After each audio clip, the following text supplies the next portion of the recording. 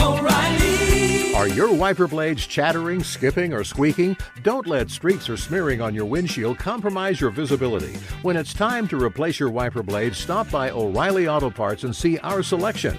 Our professional parts people will even install your new wiper blades while you wait. Stop by O'Reilly Auto Parts today. O'Reilly Auto Parts. There's nothing like snook hook sets at dawn or catching a tarpon in the moonlight. Find your next fishing trip made easy on fishingbooker.com and experience the magic of the Sunshine State or any other destination on your fishing bucket list. Book a blue water adventure in search of sailfish or go snapper fishing with the kids. With over 6,000 captains and trips to choose from, planning your next one just got a whole lot easier. Download the Fishing Booker app on the Google Play or App Store, or visit them online at fishingbooker.com to book your trip today. You ever get that feeling the walls closing in, the concrete jungle suffocating you? You crave some wide open spaces, the chance to connect with nature, maybe in a spot all your own. Well, head over to land.com. They've got ranches, forests, mountains, streams, you name it. Search by acreage. You can search by location. You can search by the kind of hunting and fishing you're dreaming of. Land.com. It is where the adventure begins. Oh, hey, everybody. Episode 11 of the THC Quarantine Cast coming at you this Monday. Welcome back from the weekend, Phil. Oh, thank you so much. It was delightful. How was yours? It was wonderful. We had some trauma yesterday, but today is a beautiful day outside. It's 53 degrees, and as soon as we're done recording this, I am going on the longest walk I can possibly go. We're going to go to the river. We're going to camp out a little bit, probably cook some marshmallows, sing songs, very, very American things while social distancing. I'm excited. Yeah, you're making an evening of it. A whole evening of it, yeah. No, it's nice enough that we need to be outside doing stuff. My wife and I are starting to plan and plot on our garden, get that going, strategize, have some visions of what it's going to look like when it's all green outside. So it's starting to feel like spring is imminent, Phil. It's imminent. I know. I can feel it. I can feel it in my bones. It's one of those days where it's getting warm, but then we've got snow in the forecast in 2 days. So it's just a tease. That's how I always describe where we live to folks that don't know. I'm like, yeah, I mean, spring and fall have their moments, but winter just comes in fits and starts all the way up through May and all the way beginning in October. So that's all. It comes and goes. Spring comes and goes till about June, and then we get to enjoy. But regardless of all that, Philip, this is the last week of the Quarantine Cast, so I wanted to start by thanking everyone for joining us for the first 11 episodes, and then the next 4 after this one. It's been awesome to put them together. It was kind of an unexpected reaction to how I felt about this quarantine and the need to distract myself from some of the things going on and also hopefully distract you. So we've been talking that throughout. But I just wanted to reiterate the thanks for hanging in there with us over 15 episodes, and we will be back to our regular cadence next Tuesday. But Phil, before we get to any of the things we have in this episode, which includes a habanero turkey lobe that ruined our hunt, Sam Lundgren, Miles Nolte included in that conversation. Also, the effect of the pandemic on the outdoor industry economically, and then why Miles Nolte particularly thinks that us outdoorsmen are better prepared to weather said storm. But before we get to any of that, Philip, we've had an email asking you a question, asking Dr. Phil, Medicine Woman, a question. Better than that. Are you prepared? I don't know if Dr. Phil is in right now. I can check though. Is the Medicine Woman in? The Medicine Woman is in. All right, perfect. Oh well, we don't. I don't know if you have the sound effects for Dr. Phil, Medicine Woman, but we could put them in here. Dr. Phil, this person needs surgery now. Don't worry. I'm on it. My work here is done. But I'm going to read you this email that came in from Laramie McClurg. I love that name, by the way, Laramie McClurg. Let's see what he says now. He's asking you to give your opinion, Phil, as a sage non-hunter, still a non-hunter. You were supposed to be around this time going on your first hunt, but you're still a non-hunter. Is that correct? You still would classify yourself as a non-hunter. That's right. Also, shout out to the lone commenter on Instagram who says that he thinks I shouldn't go hunting because then I wouldn't be a non-hunter anymore, and my perspective would be lost. Yes. How dare you? How dare you? All right. Laramie says this. This one is pretty good, Phil. It's long, so you'll have to. I'll skip some of the less important details, but here we go. Dr. Phil, medicine woman. My uncle owns property that borders our family farm. About 25 years ago, my dad sold him 40 acres that sits right in the middle of both of our properties. He sold it under the premise that we would still have hunting rights to said 40 acres. We had it written into the deed and contract that my dad and I would retain hunting rights to the property. You follow me so far, Phil? Yep, I gotcha. Fast forward 20 years. We have rarely hunted that 40 acres, knowing his personality just wasn't worth running into my uncle. However, my dad has since sold more of our family farm off to the neighbor who is a large farmer. Our neighbor farmer doesn't care much about who hunts it, so my uncle proceeds to move in and hunt our old property, knowing we still had planned to hunt it. All things considered, we decided to hunt the 40 that we have legal rights to. Still with me there, Phil? Yeah, yes, I believe so. It's a menage of hunting rights and land here thus Yes. far. During the Wisconsin rifle season, I decided to make a push through it. They call mooch. He just says in parentheses, mooch. When my cousins and uncle hunt the 40, he typically parks his truck where I can see it. I saw no truck, so I went through it and ran into my cousin, the bad uncle's son. He calls his uncle the bad uncle. I apologized to my cousin. Had I known someone was hunting it, I never would have walked through. He wasn't upset. However, when he told his dad what had unfolded that day, bad uncle went bananas in all caps. Now, mind you, this is my own uncle and neighbor, and we have a legal contract to be on that property. We were doing nothing illegal. He basically threatened everything he could do to us legally and verbally.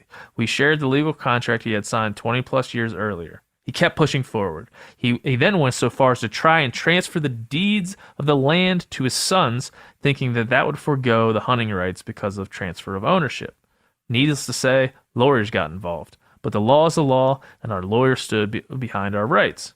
This situation happened about 5 years ago now. We haven't hunted in much since, though we should, and now many guys that would be more a-holes about it and hunt the crap out of it.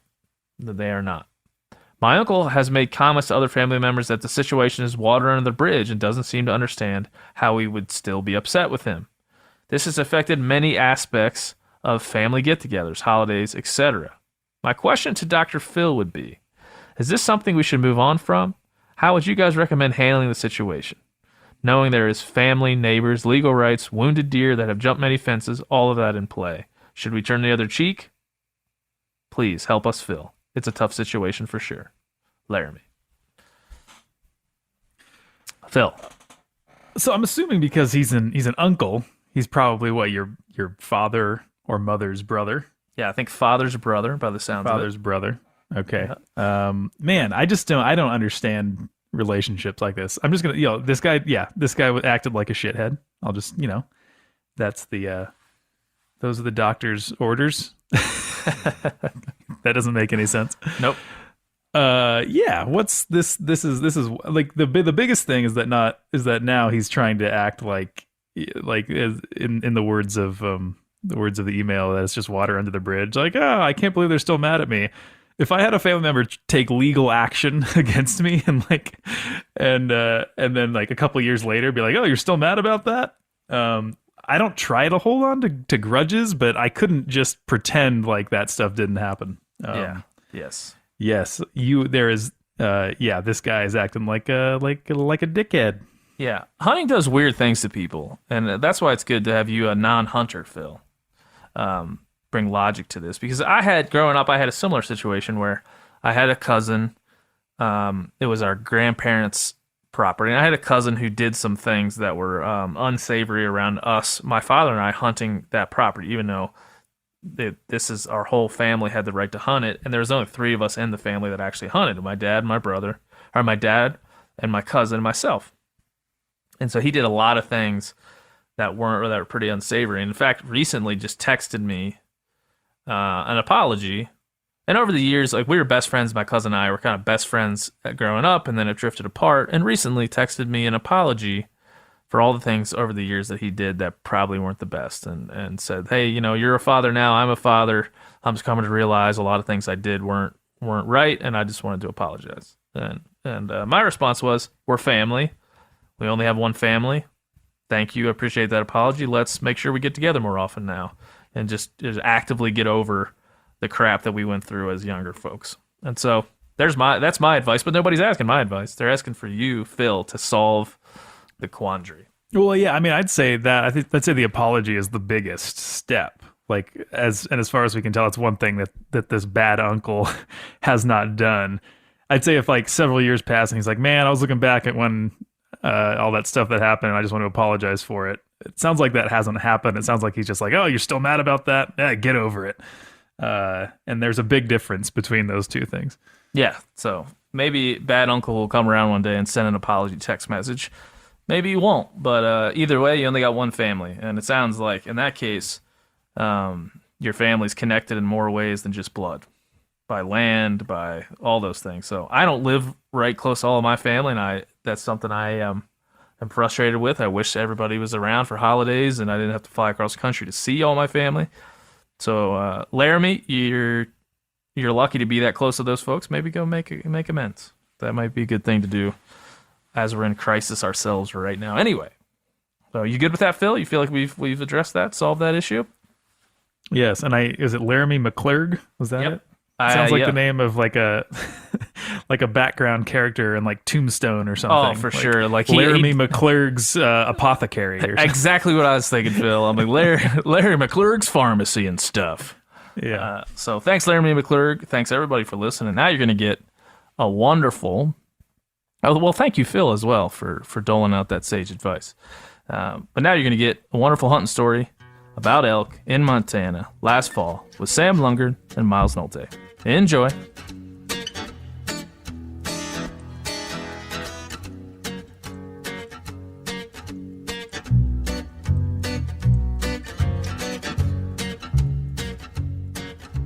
Hey, Miles. Hey, Ben. How's it going, buddy? Oh, just peachy. Stoked to be here. A peek behind the scenes. We're going to start this a little bit. Go ahead.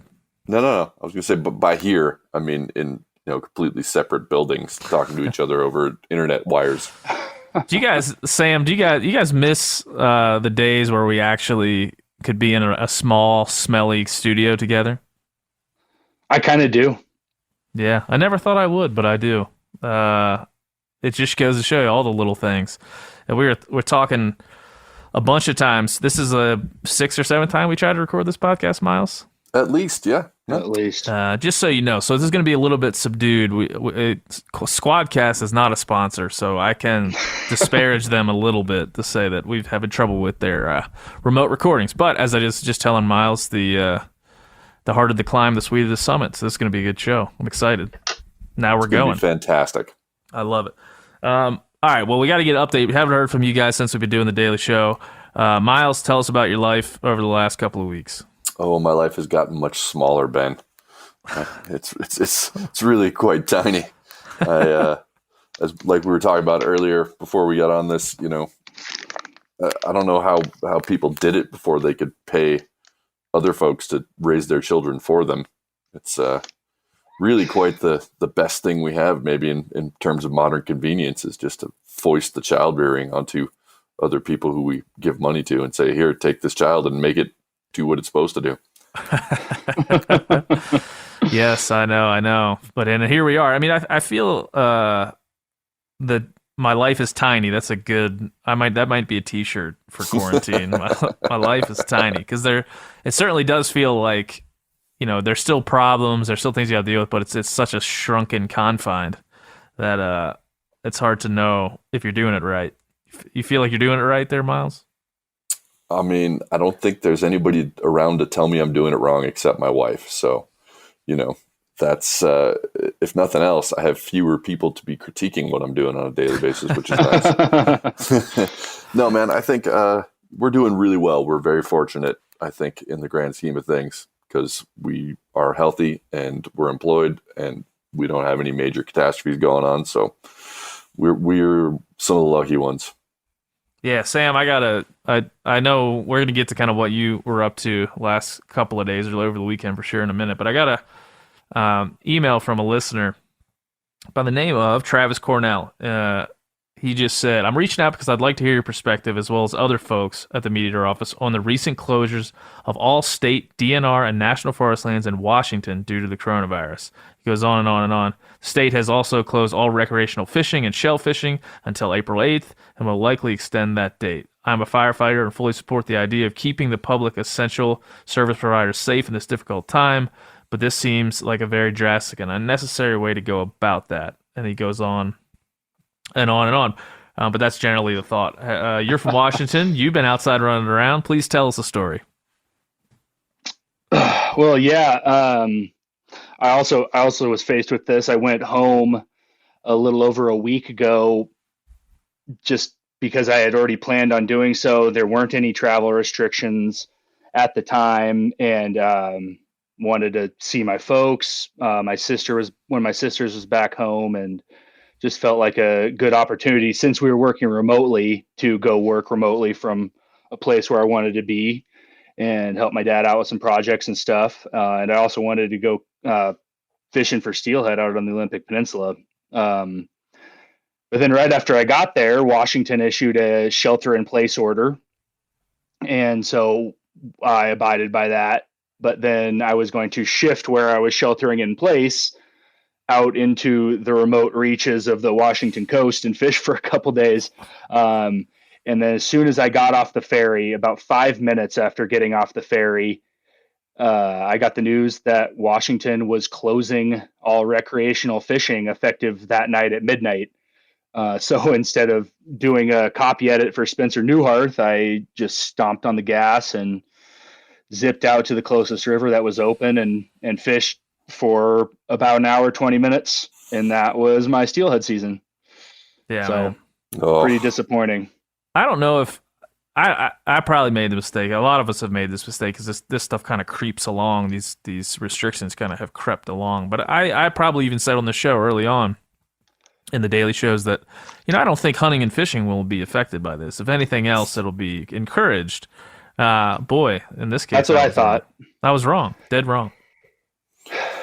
I was just talking about this with our new senior fishing editor, Joe Cermelli, who's out on the East Coast, and praying that they don't shut down the fishing out there. And he forwarded me, I'm not going to say any names, but he's forwarded me an Instagram post from a very well-known captain in that area who is posting all kinds of pictures of him and clients catching a bunch of big stripers, their arms around each other, all together in a small boat. And, he's texting me going, this is why we're going to have a closure any minute. It's like, people don't need to stop fishing if they'd be willing to give up their proximity to one another. But because we live in an age where not only do you have to show everybody on the internet everything that you've done in terms of success, but you have to do it with all your buddies, we're going to continue to perpetuate the fact that there are bad actors out there. And then the state is going to have to come in and shut it down because people are acting like jackasses.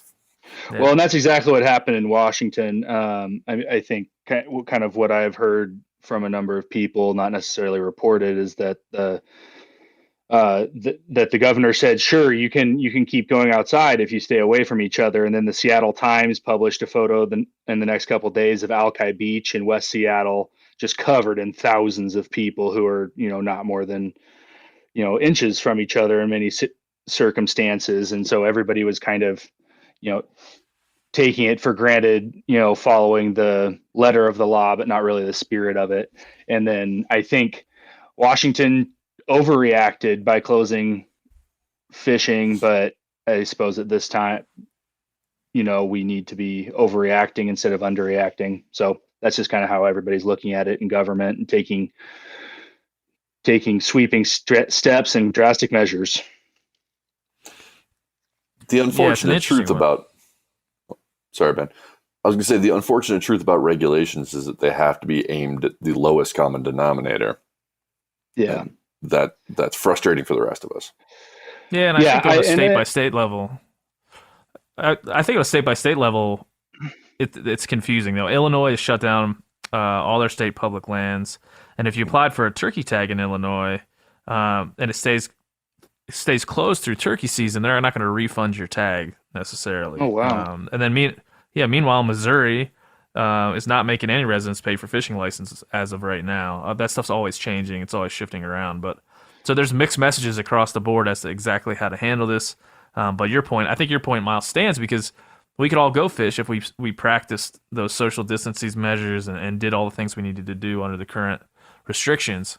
But if that's to say, some states think, well, let's erase the regulation to get people outside, and other states are like, we can't have the potential for gathering through these activities. So it's a weird thing to handle, like much of this is, quite honestly. Yeah. Yeah. Well, and one of the difficulties there is, and as soon as the fishing closed, I was out there just to kind of hang out with some friends, but then I heard Montana was issuing a shelter in place order.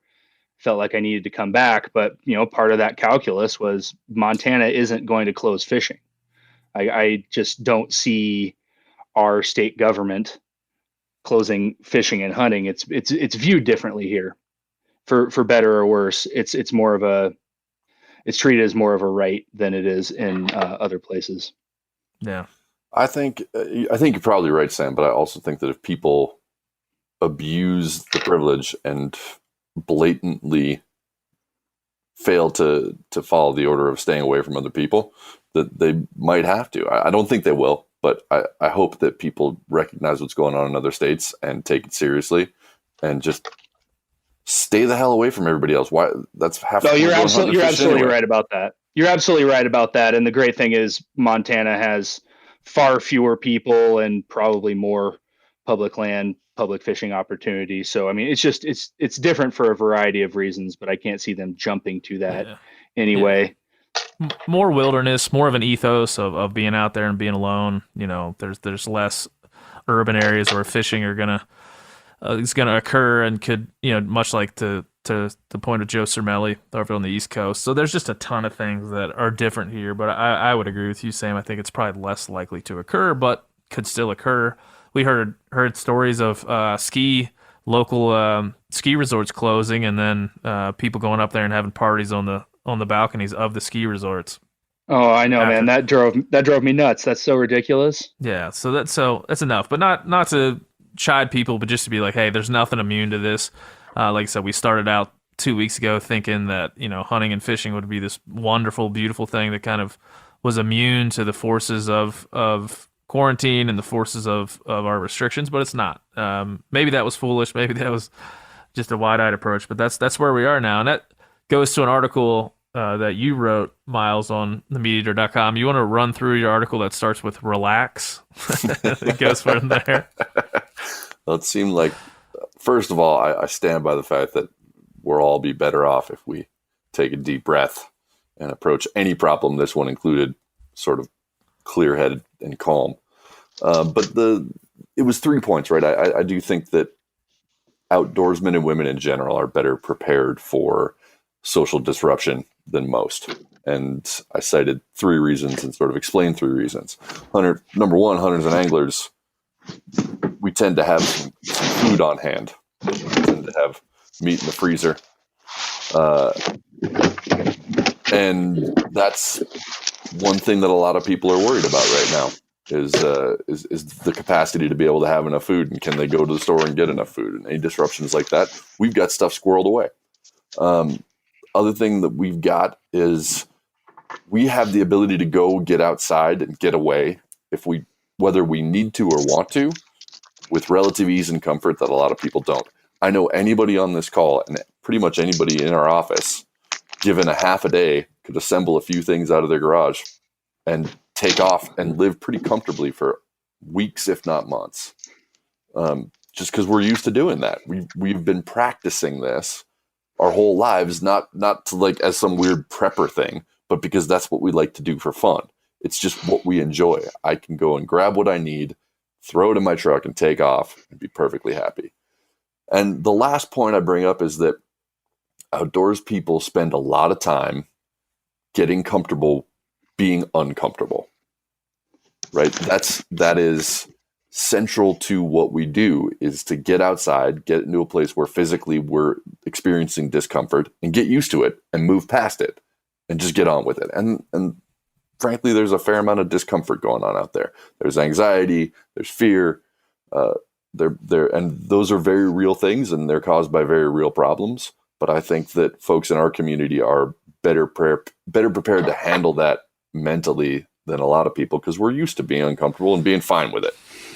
Yeah, and I'm sensitive to like overstating those things, but you did a great job of hitting it right, right at the right tone to say, hey, look, these are things I feel it personally when I have these existential crises like this one is, because I can't see it in my house. It's not in my life. I know, Miles, you said I think your next door neighbor tested positive. Mm-hmm. Yeah. Oh, wow, man. That's as close as it would get for one of us, other than in our homes, which we would never want to see. But regardless, it is true. I do feel like I feel the benefits of hunting and right, on a daily basis. I don't feel as stressed out by the little things. I do understand kind of problem solving on that level and searching out mystery and dealing with real consequence in terms of like something dies if I do this wrong. I don't want to connect that too intensely to what we're going through, but I could just say personally, I've felt that lack of anxiety, the understanding that fear can be used for a good thing, and honestly, the knowledge that I appreciate my place in this world. I know that like you just said, Miles, I could walk out the back door and take a tent and or go find a Forest Service cabin somewhere in the Gallatin National Forest and be fine. That's awful comforting in a time where there isn't a bunch of comfort around. Sam, you got thoughts on that? Sam's tying a fly, by the way, so some of the noises you hear are him preparing to tie a fly. Sorry, I dropped all my hooks on the floor. I had to go pick them up. Yeah, I mean, it goes to exactly what I'm doing right now, and most of what I do with my life is preparing for just being out in the woods. It's not, and Miles makes a good point there. It's not preparing in the prepping sense. It's just, that's what I look forward to. That's what gets me going through the week on a normal basis, is looking forward to going hiking the mountains or floating down rivers or whatnot. And, that's especially useful right now. And it also gives me a lot of solace just to know that if it does get really bad, then I'm going to be able to figure it out. And I live in a place where there's surrounding areas where there aren't a whole lot of people. It's public land that we could go utilize, and fish and wildlife we can eat. So that, yeah, I don't find myself getting too overly worked up about this, at least on an individual level. I mean, on a cultural, social level, absolutely. But yeah, I think what I have. I mean, I would like to. One thing I'll say, and this piece that I wrote was specifically about this. I don't think we're on the verge of social collapse. No. I don't think we're on the verge of our society falling apart and us having to figure out how to live without modern culture and convenience. If that were the case, if I really thought that we were there, I would probably have a very different perspective, and I would probably be much more worried and much more anxious. I think this is a really stressful time, and my outlet when I'm feeling stressed or anxious is to go away into the woods, go fishing, to go camping, to go hunting. And I am much more capable of doing that than most people because I'm ready to do it all the time. And I think that, yes, I do think that the skills we have as outdoors people would serve us well in the apocalypse, but this is not, I don't think that's what we're talking about right now. I don't think we're on the precipice of everything falling apart. I think we're in for some serious disruption, and we're going to have to weather that. And I think we're in pretty good stead to weather some serious disruption. If the shit really hits the fan, that's a different conversation, and that's something else that we all should genuinely fear. Yeah, I agree with you, and I didn't mean to suggest that that's like all I'm worried about or thinking about, but I'm saying that even if the quarantines or the travel shutdown should be shut down for months. I have ways of entertaining myself and plenty of food to eat. But to your last point, I think, about the, stress reduction, at its very basic level that you can get from fishing and hunting. That's huge for me in my everyday life too. So that's what immediately came to mind when I heard about that Washington fishing closure. I didn't get upset about that. I was just like, oh man, well, I guess I get an hour to fish instead of 4 days. That's a bummer. But I kept thinking about folks who are laid off and don't know when their next source of income is going to arrive, don't know when they're going to be able to go back to work, or if they will be able to go back to work. And if that was me in a place where fishing was also closed, that would be a much more difficult pill to swallow, because going out fishing is how I deal with problems and sort through things and process things, and can find, relocate my center in challenging times. And if that wasn't available to me, it'd be more difficult. I mean, I'm sure I could still handle it, but it certainly wouldn't be any easier. Yeah, and I think you touched on this too in that piece a little bit. It just, as to say, Miles, you say, we're not as connected to these structures of society. Like, I'm not so dependent on certain things at the grocery store. And we've talked about this on this show prior to Quarantine Cast, that hunting and fishing have inspired me to do other things, like be a better gardener and understand where my food comes from. And that knowledge is kind of disconnected me from the food systems more than most, not completely, obviously, but more than most. And that's of comfort. So I've seen a lot of hunters bragging about during this time what's in their freezers. And I think that's because it gives us some comfort to know that that's there, and that we could refill that if needed. And so there are some ideas that we are a bit disconnected from some of these systems of society that are kind of being affected now, not falling apart, but being affected, where we can't get everything we want at the grocery store or something of that nature. So there just is a piece of that I think is addressed in your article, but overall that, we just aren't as it's not as necessary in our lives to go to the grocery store and get absolutely everything we need. Yeah, no. And that, whether it's rational or not, I feel I definitely get a sense of calm from a full freezer. And there's a quote from Sam in that piece about how whether things were going wrong before any of this started, he would sometimes just wander into his garage and open the freezer and smile. And I totally resonate with that. And I feel it even more so now. Yeah. I think it's probably for the reason we just said. Like, it just shows, there's this very American sense of, doing it yourself and being resilient. And that's kind of what you open that freezer door up and you're like, there's a bunch of resilience right there. Not only personal resilience to go and kill an elk when it didn't want to be killed, and there's many reasons why I probably shouldn't have put an arrow in it, but also, kind of the resilience against something like this in some small way. And I think a lot of us are looking for little, small ways to find that control over this situation, because there really isn't much control over what's happening to us. So I think that's a big part of it. And like I said, not to overstate what hunting is, it's not the cure-all for everything. But in this situation, it does. I think all three of us could say personally, we feel a little bit better, a little bit more comfortable, a little bit more in control because of the sensibilities, the skills, and the what's in our freezers. And that all comes from hunting and fishing. So I'm not preaching it as a cure-all, but it's helping right now. It's helping me. Yeah, it's helping us. So, and in a less direct way, but in a very, very real way, I got to go fishing recently, and it had been planned for a while, and I was supposed to go I went with a buddy, but we had been planning on taking one of our boats and going to floating river. And in light of all this and social distancing, we're like, yeah, no, you can't really get 6 feet apart in a drift boat. We can't do that, particularly because we'll be drinking out of the same cooler, I'm sure. So let's just go hit up a different river that we can wade fish and be together without being in close proximity with one another. And Right. it was a fantastic way to spend an afternoon, and we caught fish, and we enjoyed some time outside, and we didn't talk that much. We just kind of existed in our space and watched the water flow by. And that was the most helpful afternoon that I've had in the last 2 weeks, straight up. Nah. Yeah. Yeah. Man. Yeah. And the longer this goes, the more we'll need it. So I'm glad that we live in a place where we have it. And for those who don't have it right now, hang in there. It'll come back. It'll all come back. It'll normalize. It'll come back. And you can certainly count on us to try to take you out there with us as much as we can and get you into the field and hearing those sounds, feeling those feelings through us. We'll do the best we can with that as well.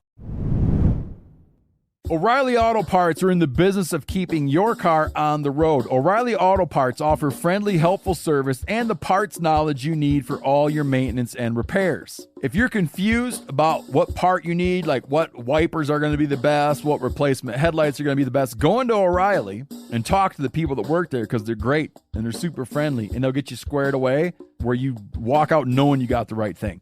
They've got thousands of parts and accessories in stock, either in-store or online, so you never have to worry if you're in a jam.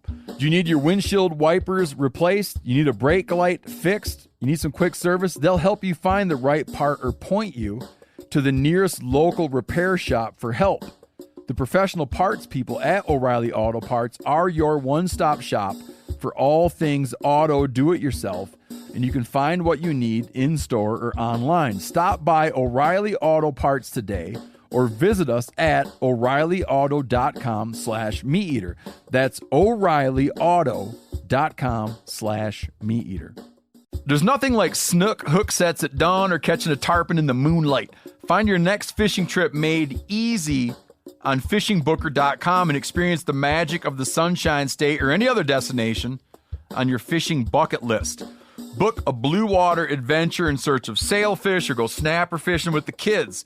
With over 6,000 captains and trips to choose from, planning your next one just got a whole lot easier. Download the Fishing Booker app on the Google Play or App Store, or visit them online at fishingbooker.com to book your trip today. You ever get that feeling you're stuck inside staring at screens and a primal urge kicks in? You crave wide open spaces, fresh air, the chance to connect with the land.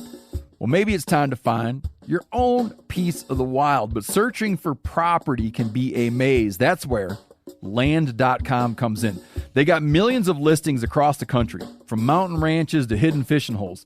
Their search tools are like a seasoned guide helping you narrow down what you want. Land.com isn't just about buying and selling. It's about finding a place to hunt, fish, explore, or simply sit by a campfire and listen to the crickets. So head over to land.com today to turn one day into today, because trust me, there's nothing quite like the feeling of standing on your own piece of earth. Sam, to get to a little bit more of the economic side, you had a piece on themeateater.com.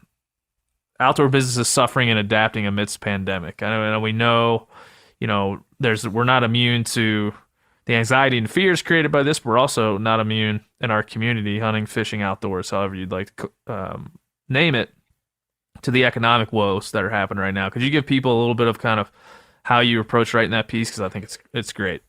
Yeah, and how I approached writing that piece and kind of the impetus for it was that I felt as though we and others in the outdoor media community were perhaps taking this a little bit lightly. And I think even what we're saying right now about how great it is that we have that fishing and that we have that hunting and that ability and that meat, not everyone has that. That is not universal among outdoors people.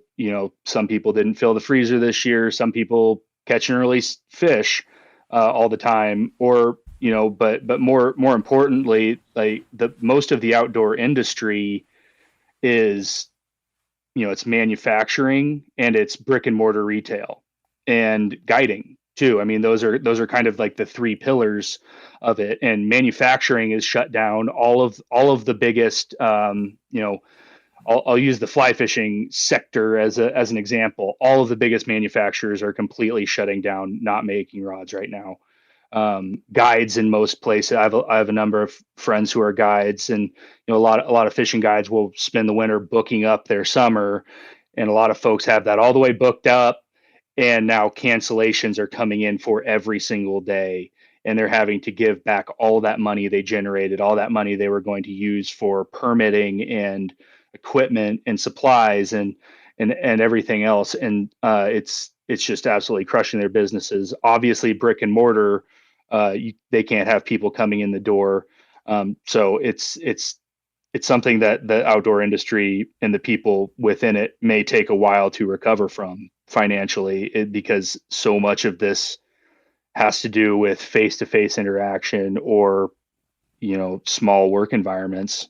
So it's sad. And I wanted to remind everybody that it's not all like roses out here, that some people are in like the worst stretch of their life right now.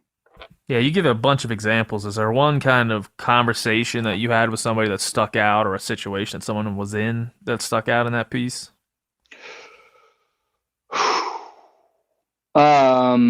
Yeah, my friend Jackie, who guides up on the Kenai River in Alaska. I mean, I feel like I just kind of said her situation through what I just said there about guides booking up their summer. I mean, especially in Alaska, it's a very compressed season between ice out and and the fall, when they have to stop fishing, and their business was getting near book solid, and now are just bleeding bookings left and right, and it's really scary financial time for their outfit, and I feel for her, and I have so many friends who are fishing guides all over the world, and the same thing is true, and especially places where people have to fly to, because people don't know if they're gonna, be able to get that flight, or be able to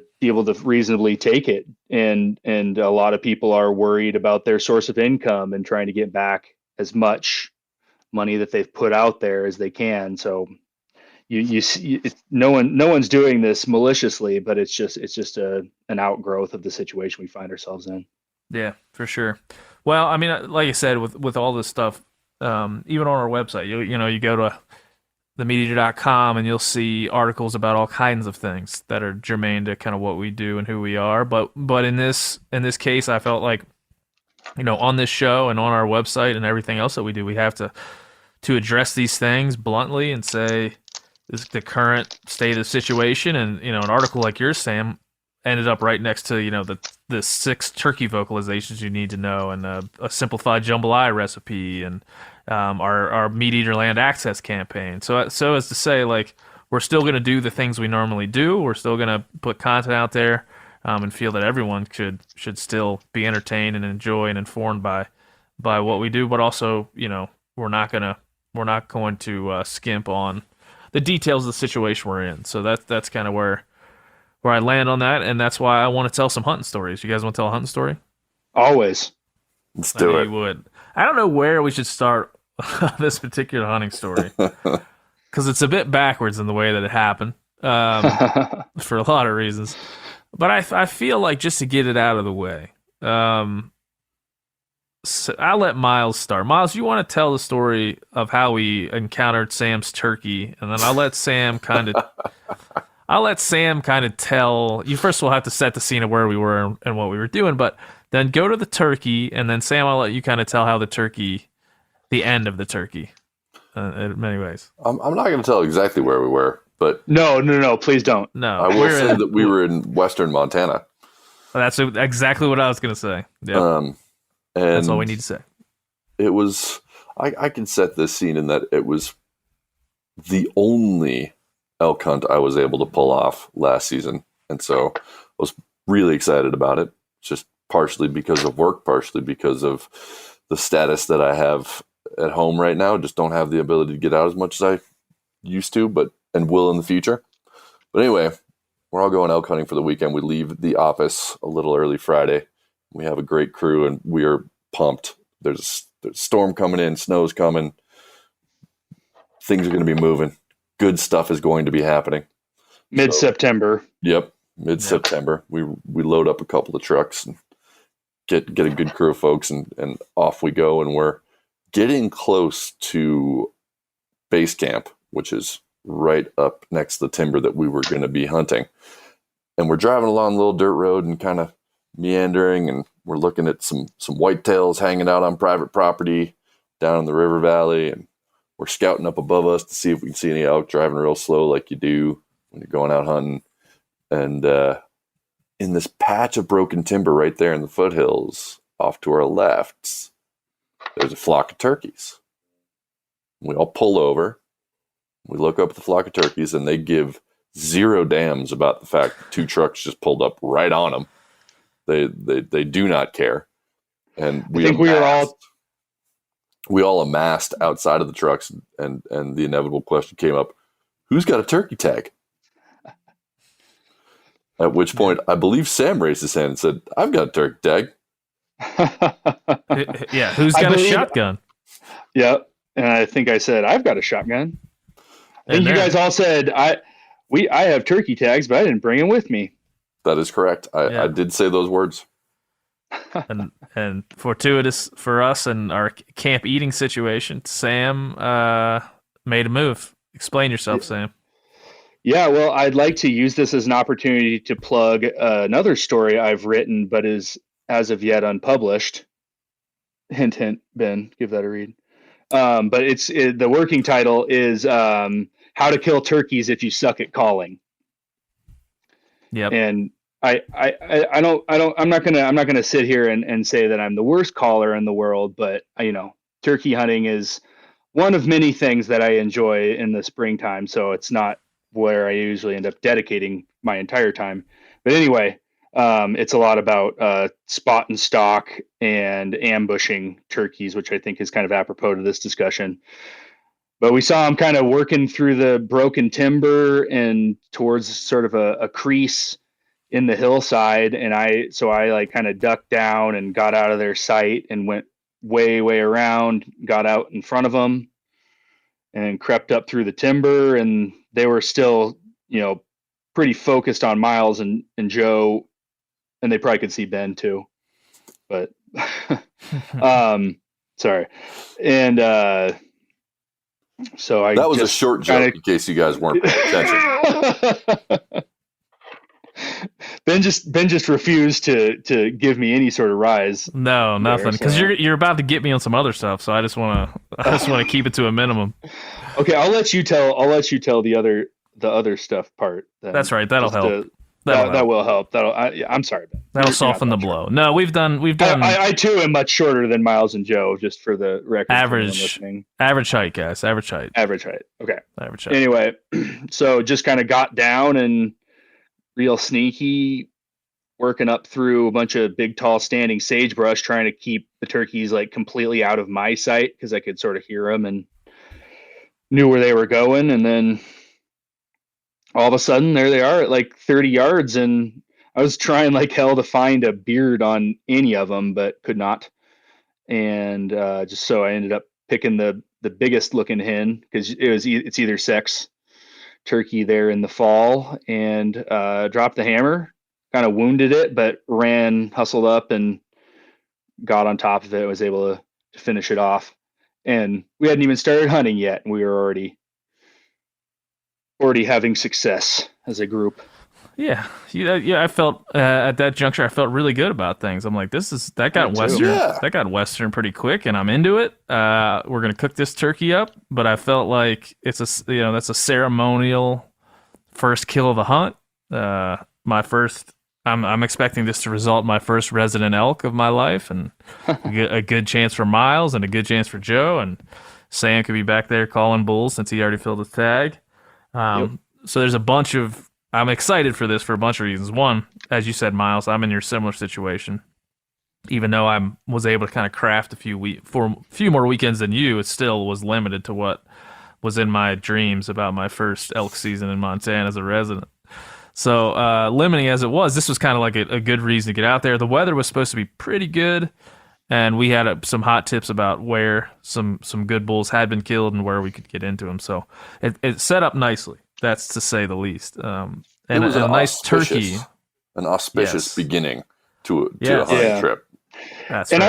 I'd like to make note of the fact that typically I'm not one to pull over the truck and go running after animals that are just kind of kicking around on the side of the road, especially turkeys. I have a lot of respect for hunting turkeys, and I really like to do it out of a backpack with binoculars on my chest and spending all day out in the woods. But going up to hunting camp for a couple days in the mountains, we had the opportunity to provide camp meat. It just felt like a little bit different scenario than I normally would approach hunting. But I have no qualms about doing that, and it was sure Yeah. nice to have that extra little bit of freshness in our diet, because I can't handle eating Mountain House at a trailhead. Yeah, I That's think, backcountry only.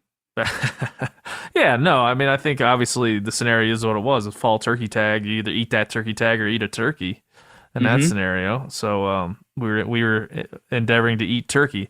Now, Sam, I'll let you we got into camp, we drove into camp, parked our trucks, put the tents up. It was getting kind of dark. I don't remember hearing any bugles that evening, but it didn't really matter. It took us a little bit of time to find a nice place to lay our heads. We got, you and Miles were in a teepee, Yep. and Joe and I were in one of those new First Light Nemo tents one each. And we had gotten all that set up. We got our trucks parked in such a way where we could put some chairs out, hang out. Broke out the grill, got everything going. A little tailgate cooking is going down now. Sam, you can let everybody know on the recipe here. Like, what's the approach? Because I know you had brought a cookbook with you, right? That had basically a gourmet recipe. Yeah, it's the cookbook I wrote. It's called How to Make Wild Game When You Don't Have Any Cooking Oil. Okay, take us through your movements here. People would be interested to know how you came up with this meal. Well, I came up with this meal primarily just sitting there looking at what we had, which was not very much. I don't know how my cook kit got to be without any sort of coconut oil or olive oil or any of that sort of standard practice ingredient list, but we were without it. So I was like, you know what? I had turkey schnitzel in mind. Probably heard Giannis talking about it recently, and but I did have some Ritz crackers that were all crunched up in the bottom of the food box. So I crunched those up all the way and then put them in a big Ziploc bag, and then put the turkey breasts in there with them and covered them and pounded them up a bit first, and then got all that Ritz cracker all over them, and then they're all coated up nicely. But we landed on beer for a cooking oil. Let's be honest. It's what we had. We may have forgotten oil, but we didn't forget beer. So That's right. No, I mean, how could you forget right. beer?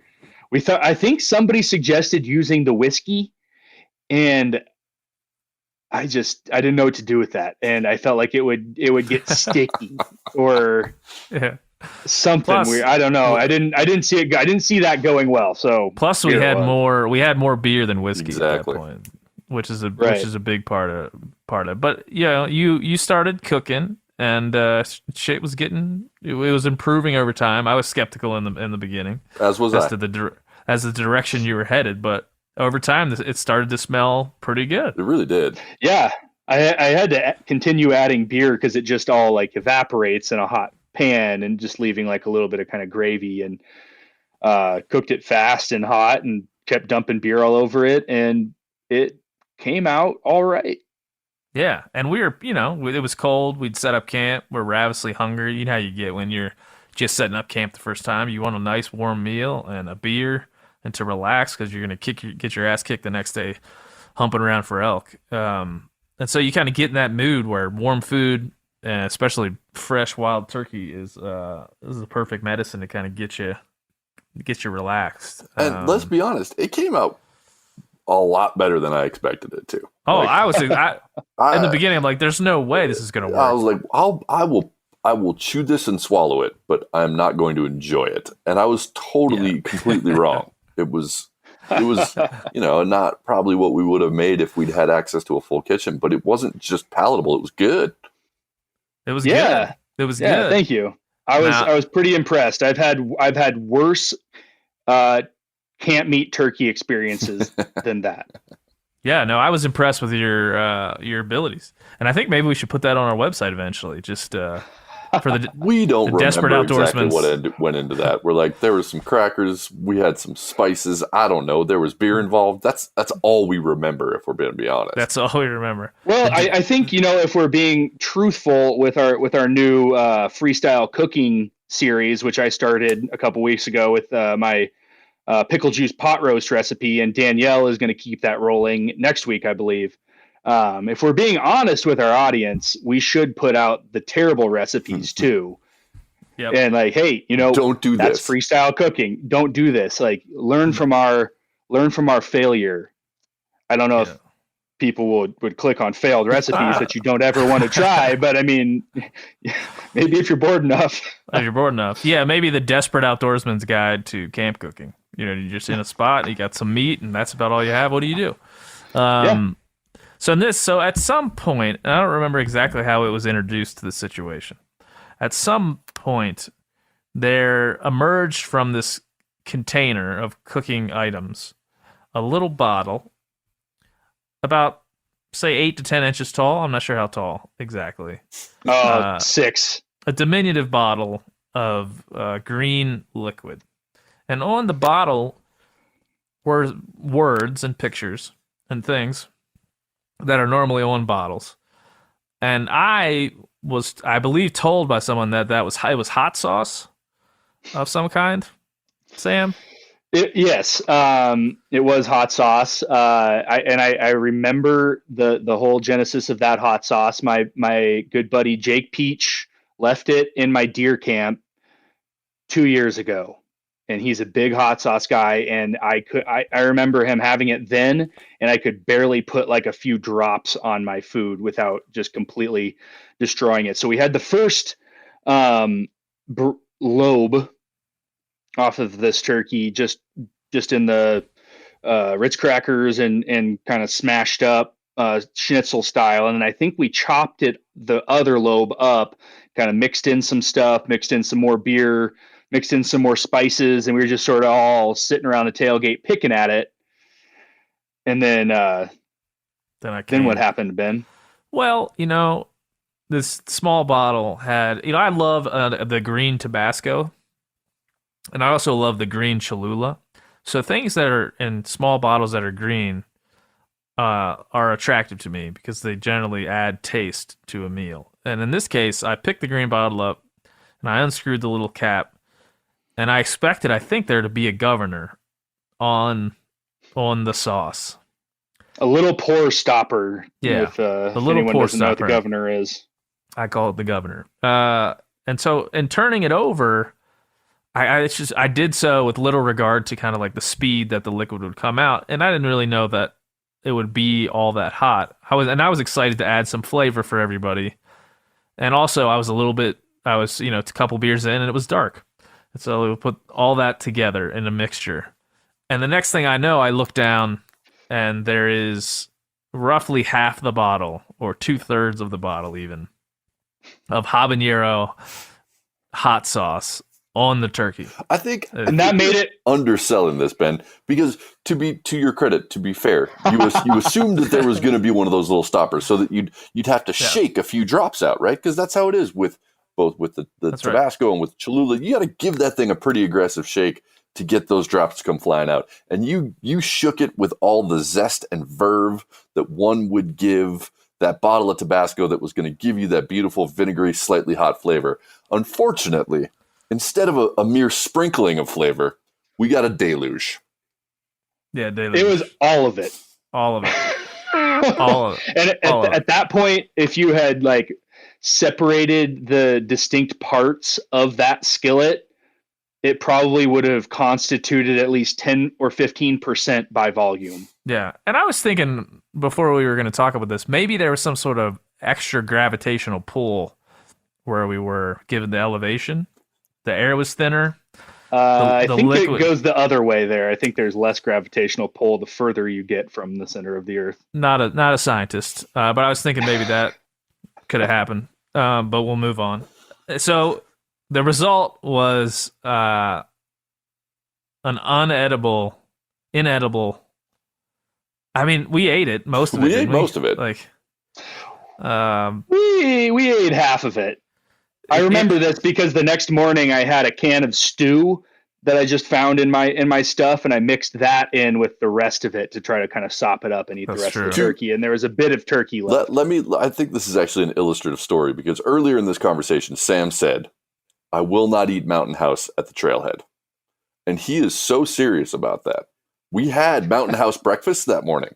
There was a full array of Mountain House breakfast, and Sam said, "No, I would rather take a can of stew mixed with flamin' hot turkey lobe and have that for my breakfast than Mountain House." So I that is not just Sam kind of playing lip service to not want to eat Mountain House. The dude will go to extreme lengths to avoid it. I've seen it. Extreme lengths. I'll go running after turkeys. O'Reilly Auto Parts are in the business of keeping your car on the road. O'Reilly Auto Parts offer friendly, helpful service and the parts knowledge you need for all your maintenance and repairs. If you're confused about what part you need, like what wipers are going to be the best, what replacement headlights are going to be the best, go into O'Reilly and talk to the people that work there because they're great and they're super friendly and they'll get you squared away where you walk out knowing you got the right thing. They've got thousands of parts and accessories in stock, either in-store or online, so you never have to worry if you're in a jam. Do you need your windshield wipers replaced? You need a brake light fixed? You need some quick service? They'll help you find the right part or point you to the nearest local repair shop for help. The professional parts people at O'Reilly Auto Parts are your one-stop shop for all things auto do-it-yourself, and you can find what you need in-store or online. Stop by O'Reilly Auto Parts today or visit us at O'ReillyAuto.com/MeatEater. That's O'ReillyAuto.com/MeatEater. There's nothing like snook hook sets at dawn or catching a tarpon in the moonlight. Find your next fishing trip made easy on fishingbooker.com and experience the magic of the Sunshine State or any other destination on your fishing bucket list. Book a blue water adventure in search of sailfish or go snapper fishing with the kids. With over 6,000 captains and trips to choose from, planning your next one just got a whole lot easier. Download the Fishing Booker app on the Google Play or App Store or visit them online at fishingbooker.com to book your trip today. You ever get that feeling you're stuck inside staring at screens and a primal urge kicks in? You crave wide open spaces, fresh air, the chance to connect with the land. Well, maybe it's time to find your own piece of the wild, but searching for property can be a maze. That's where Land.com comes in. They got millions of listings across the country, from mountain ranches to hidden fishing holes. Their search tools are like a seasoned guide helping you narrow down what you want. Land.com isn't just about buying and selling. It's about finding a place to hunt, fish, explore, or simply sit by a campfire and listen to the crickets. So head over to Land.com today to turn one day into today. Because trust me, there's nothing quite like the feeling of standing on your own piece of earth. So I'd like to then fast forward to the end of what ended up being the very end of the hunt. Well, actually, I think you're skipping over an important point that's connected to the turkey lobe. I think so, too. An important part of the story.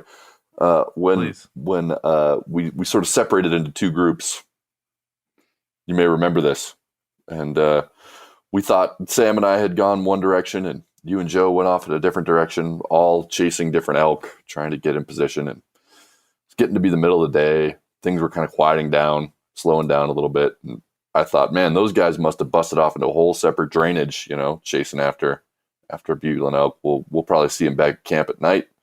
There's nobody around here, and I feel that turkey rumbling deep down inside me. So I said, hey Sam, I'm gonna go run up the hill over here to my own little shady area and dig a hole, which I did, and I got the vengeance of the hot sauce unleashed itself. And just about that same moment, I believe you and Joe summited the ridge. Is that about accurate? And we're treated to a delightful sight. Well, and midday. we weren't that far from you, and we were kind of working our way back in your direction, trying to find you to meet up. And because we didn't have any luck where we were, and we kind of bumped into the edge. I think bumped into the edge where we really wanted to be. So we were kind of working your direction, not thinking you'd be up as high as we were. And we were coming down over the ridge, and I saw a man's head. I thought, oh, interesting. I'll back off. And then I was kind of working my way around to go around you, not knowing it was you. And then I saw a man's pants, and then a man's ass. And I'm like, oh, that guy's, yep, it's taking a shit. And there's really he's taking a shit, and there's really no direction I can go to like make it more polite. So I kind of just have to just turn around and look the other way until he's finished, because I kind of have to go right by where he's sitting there to get to where I want to go. I'll just kind of take a few steps up the other direction and wait. And Joe and I waited, and I remember like waiting a little bit and then turning around like, nope, still going. waiting a little bit. Nope, still going. And then waiting a little bit, turn around. Oh, he's wearing First Light. That's cool. And still going. Pretty much the whole time. And then by the time you were done and stood up, I realized it was you, and I felt less embarrassed about the situation. It was uncomfortable for a number of reasons. One, it being an atomic deluge. The other, upon realizing I just relieved myself in front of my two colleagues, not knowing they were anywhere near me. I apologize for that. Yeah. No, and I apologize for being so close. And I didn't want to flag you down. I thought that would be inappropriate. But I didn't want to say, "Hey, I'm behind you." No, that would have made it worse at that point. Yeah, so I felt like I just needed to let it finish and then address the situation. And I didn't know it was you until you were done. So I felt thank you for calling that out as we kind of tell the story of the result of the turkey. It was. I mean, the reason that it happened the way it did, and I'm not going to get graphic, but the turkey was really the motivating factor on the fact that had to happen right then. Yeah, and quickly. Yeah, no, I think we all had a brush with that. Yeah. That day. Yeah. A brush with wet wipes. So yeah, if you fast forward to, I guess, what is that evening? Now that I'm thinking of it, correct me if I'm wrong. It's the same day. We had split up again, and then inadvertently come back together again with our second turn at that. It was Joe and I and Sam and Miles, and we had split up and got up in this ridge where there was above where we had been hunting some good bulls during the day, had some good encounters, and we found kind of a cut that had a road that went through it that went back down, and that road kind of went back down to camp. So Joe and I we'll just sit here, wait for the bulls to fire up this evening. It will either find one that wants to travel the edges of this cut, or it will at least have a quicker way back to camp. So this is a good spot to be. And eventually you guys probably thought the same thing, or you guys came down from the top. We ran into each other, and it turned into a nice little break. But there was a fire made, a little fire made. It was getting cold at the end of the day. A little nice fire, warm fire made. And as we were sitting around the fire, we were talking strategy. What are we going to do? We got to get back to camp. We come back up here tomorrow. We were in some really good bulls most of the day. We had a hell of a day in terms of elk encounters. That we did. My story about the turkey, relieving myself of the turkey, came in that a bull started bugling up this ridge above where we had made our fire. Sam's like, "I'm staying here, dude. You guys." Sam's like, "I'm tagged out. I'm not going to the top of that mountain again." Yeah, I'm not going to go to the top of that mountain again. And there's 4 of us. 4 of us don't need to go up there. No, what I said was I'll keep the fire warm for when you guys get back. Yeah, yes, you did. Exactly. It was utterly selfless of me. And so the 3 of us started. Joe and Miles and I started going up this hill, and we got about a third of the way up the hill, up the road. And I was like, "Guys, I'm gonna stay back," and not feeling great. Well, I think part of that had to do with the fact that Joe is kind of like the bionic man. A little bit. That he's just like 6'5" of pure muscle and endurance. And he is sprinting straight uphill. And it was very uncomfortable, shall we say, trying to keep up with Joe at that incline at that elevation. Yeah. I had been doing it all day, and I always pride myself on being a little mountain goat. I can go. I can get up and get down. But at that time, I had something weighing me down in my gut. I was like, I don't think I'm going to make it up there. And you guys actually made it all the way up there fairly quickly, to your credit, following Joe. And it turned out to be a bugling cow. Is that right? I remember that okay. right?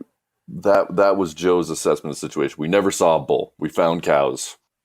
We never saw any bull in the area. But there had definitely been a bugle up there. I sat back and watched some bulls above where you guys were. But there was an elk bugling that didn't look to have anything on top of its head. So I just assumed, that probably could have been. But there were bulls way above you guys bugling from where I could see. But the reason I was back where I was is because the curse of the Habanero Lobe struck me late in the day. And I ended up on my hands and knees as you guys walked away from me, on my hands and knees, puking into the dirt. It was a little puking a. It was a little turnabout, right? Because we're sprinting. I'm trying to follow Joe, and I'm just sprinting up this hill, and all of a sudden I realize you're no longer with me, and I turn around and I see you doubled over under a tree, sort of having a personal moment, but then also waving me off, like, go, just leave me, save yourself. Just go. Get the elk. Get the elk. So, yeah, I was just letting... It's one of those... I won't be too graphic anyway, but it's one of those pukes where it had all the spice and everything coming up. So it was just not... Eyes watering, nose running, just everything about it not pleasant. So it's eventually... I stumbled down over the hill back to Sam, like, this fire feels nice. I'll stay here. And eventually you guys show back up like, nothing going down. But to your credit, you guys got close. Oh yeah, we got on an elk, but just wasn't the elk we wanted. And it was, I don't know how close to the end of shooting weight, but it was fairly close by that time. And you guys got it up there pretty quickly and got within range of an elk, which it was pretty steep. So getting up there at that clip was impressive. But that was kind of the end. Turned out to be the end of our hunt, but wasn't supposed to be, but turned out to be. And I don't know. Yeah, we all had our trips and our remembrances of the Habanero turkey lobe throughout. But I feel like I got it maybe the worst, and then maybe deservedly so. I'd say that turkey got her revenge on us. That's what I'd say. Yeah, that is for sure, and that kind of marks that. But that, we had a bunch of good elk encounters, but then as is kind of tradition since I moved to Montana for Sam and I, we go hunting for one day and then get snowed out for the second day, basically. Yeah, that was the second of our 3-time run of having a nice, lovely day of hunting and then an atrocious snowy one. Yep, that's for sure. Or just bailing out because it snowed way too much. Yeah, and I guess I won't apologize for I'm not going to include any like actual elk stories in this, but there's one other story we have to tell about what happened that first night in camp after we went to sleep with spicy buttholes and all. Like we went to sleep, and Sam, I'll let you, because I was asleep from this, like half in and out, trying to realize what the hell was going on. But Sam was fully awake, so I'll let Sam kind of let it fly here. Yeah, I often take a while to fall asleep at home or in a tent. It's not usually any faster in a tent. But it was probably 11:30 midnight after we'd been sitting around the tailgate eating habanero turkey and drinking beers and bullshitting and whatnot. And we're all laying in the tents. Everyone else was asleep. And we are just way up on the side of this mountain. Just, we took probably 5 different logging roads to get there. And it kind of fans out over this broad sage flat. And there's 4 or 5 different road endings through there, probably kind of at the forest boundary and whatnot. And then all of a sudden, out of the dark and quiet, a truck comes rumbling up the road towards us, and full bright headlights right on our trucks, right on our tents, and keeps coming closer and keeps coming closer and keeps coming closer. And then all of a sudden, this truck is parking like 30 yards from my tent.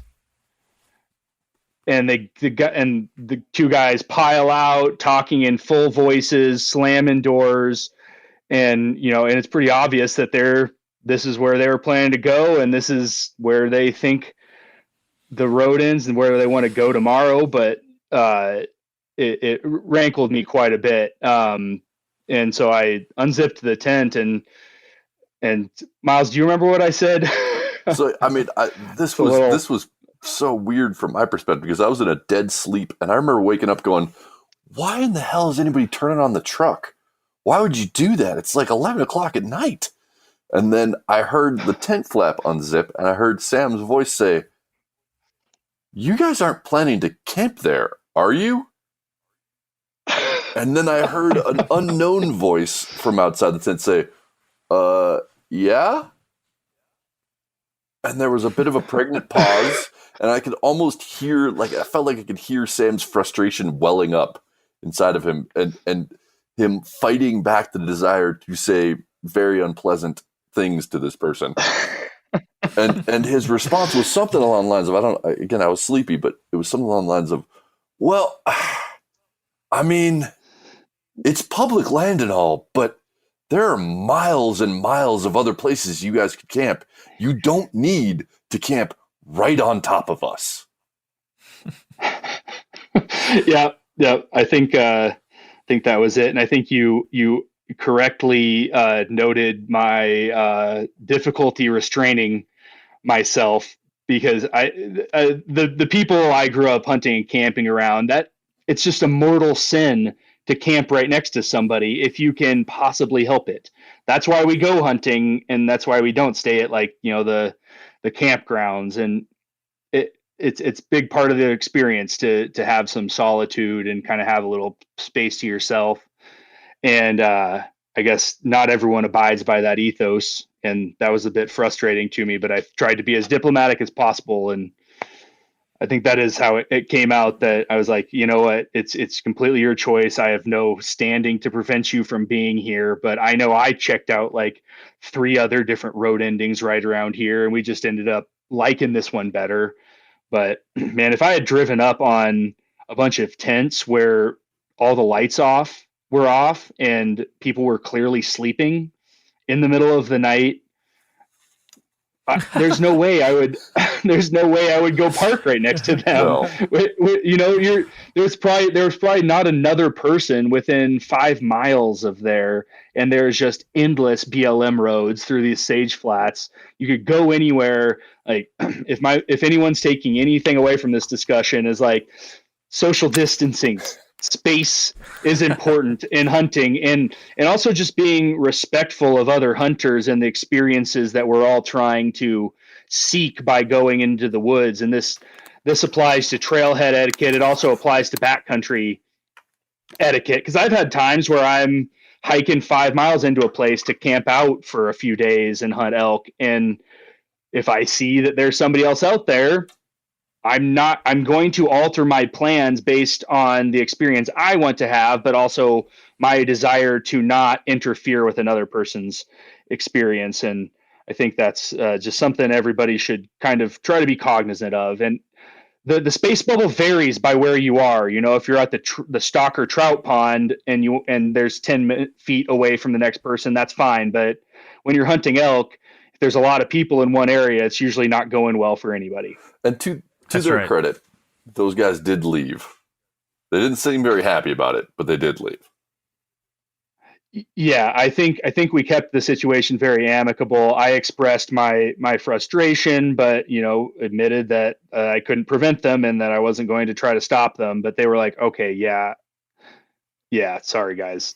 Best case scenario, right? I mean, I was in a fever dream. I kept waking up I'm so sweaty from the habanero. Turkey Lobe.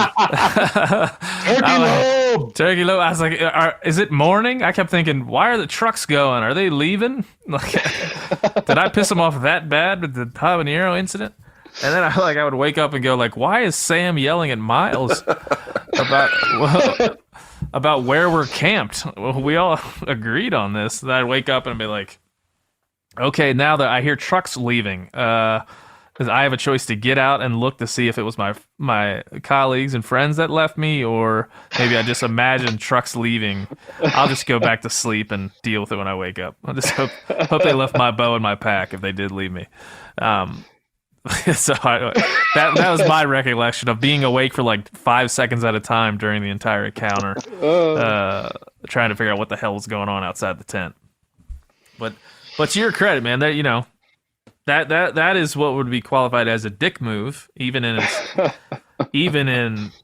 the fact that they were nice enough to realize later on, But it's just the idea that you wouldn't have enough awareness to think, we should maybe drive up this road. And you one of the other trailheads that are around here.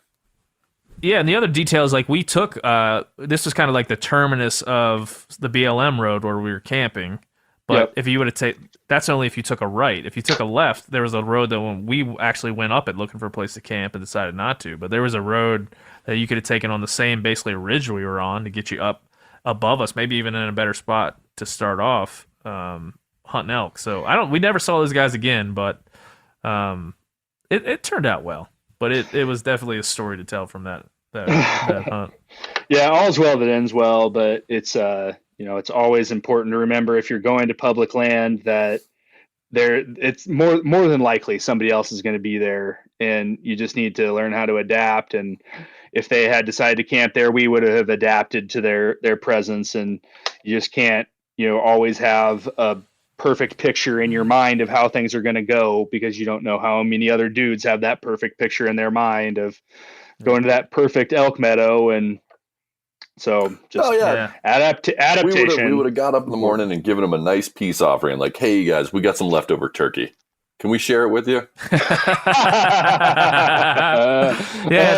You're going to want some of this. We even put some stew in it. It's delicious. It's delicious. Well, that's a good place to end it, boys. Thanks for spending the Sunday with me and wrestling with Squadcast to get this going. I appreciate all of it, both kind of the discussion of the realities we're in and the distraction from the realities, telling stories about hot turkeys and cold hunting. So I hope we can go back there again. There were a lot of elk there. That's why we're not going to tell anybody where exactly we were. We will be back. And I miss both your faces. Need to hoping we can get off of this quarantine soon, and I'll be in the same room again. I know. Yeah, I'm looking forward to that. I am. I just hit purchase on all my tags and applications for Montana. I just did too. You did? Oh, look at us. Just a few days before the deadline. Got all that done. Go ahead. I always have to think about it for quite a while. Like write down what I want to do, and then, but is that what I want to do? It's very stressful, and I'm never very certain. I went with the shotgun approach. I just got everything possible that I could get. Every super chance, every super tag chance, every point, every double point, preference point I went for. So I did that too. I'm just saying, like, selecting what unit I want to have elk is excruciating for me. That is true. So I'm excited about that. I'm planning a bunch of hunts and trips for this whenever this is over, and I know you boys will be along, so look forward to it. Damn right. I'm looking forward to it too. Thanks, guys. See you later. See ya. Thanks, Ben.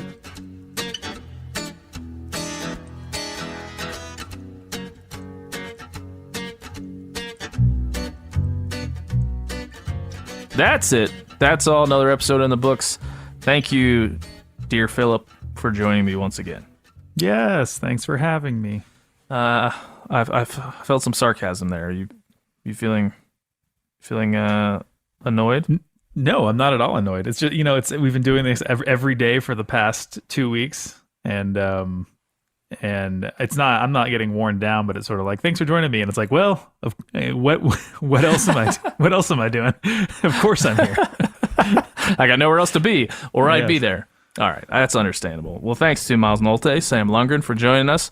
We trudge forward on the Quarantine Cast. We will not be deterred. We will continue bringing you podcasts, hopefully entertaining ones, until the end of the week, and then we'll get back to our regularly scheduled program.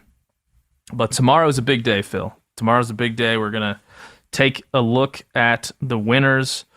Well, we're going to pick the winner, take a look at the entries for the Great Hand Turkey Contest of 2020. So stick around for that. We didn't exactly make it to 1,000, but I'm not sad because we got hundreds of really good ones. And maybe next time, maybe the idea will be compelling enough to get us to 1,000. So I don't take it as a loss. I take it as still a victory. And we got some kick-ass hand turkeys. The ones that we were touting early on in the process as leaders in the clubhouse have been challenged by some late great entries. So come back tomorrow, and Phil and I are going to discuss probably the top 5 hand turkeys and pick our favorite. So get ready for that. And if you are hearing this right now, you have roughly a single day to get those entries to me at thc@themeateater.com so we can take a look at them and decide whether they're winners or not in the Great Hand Turkey Contest of 2020. And so, I guess we'll see you tomorrow, episode number 12 of the Quarantine Cast, Tuesday. Bye. The Hunting Collective with Ben O'Brien is a part of the Meat Eater Podcast Network. It is produced by Corinne Schneider and engineered by Phil Taylor. You can find it on iTunes, Stitcher, Spotify, themeateater.com, or anywhere podcasts are downloadable. Wherever you listen, leave a 5-star review and subscribe.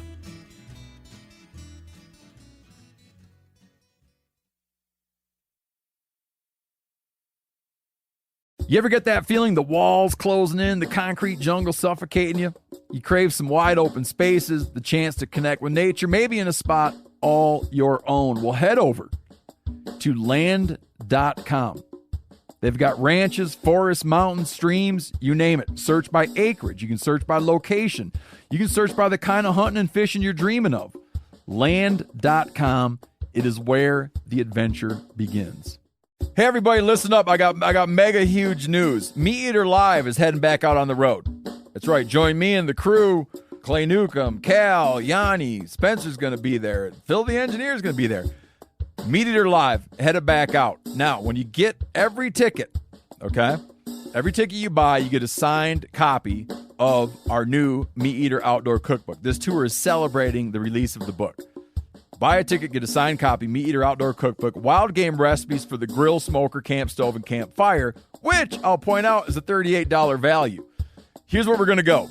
April 23rd, the Mesa Arts Center in Mesa, Arizona. April 24, the Balboa Theater in San Diego. April 25, the Grove in Anaheim, California. April 27, the Crest Theater in Sacramento.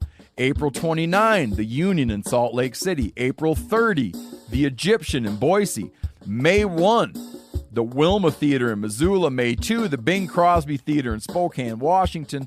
May 4, Revolution Hall in Portland, Oregon. And May 5, the last day of the tour, Pantages Theater in Tacoma, Washington. For tickets and more information, visit the events page at themeateater.com. Hope to see you at the show.